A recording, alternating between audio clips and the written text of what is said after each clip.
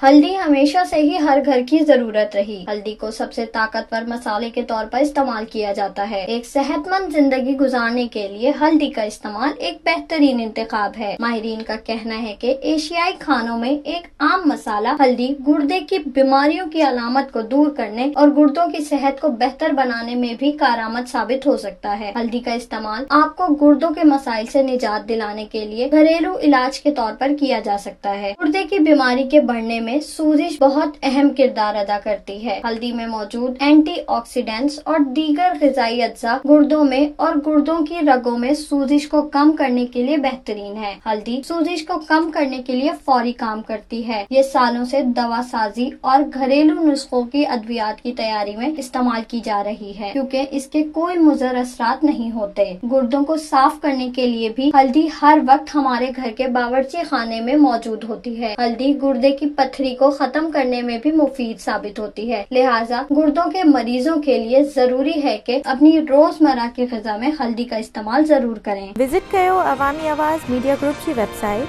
awamiawaz.pk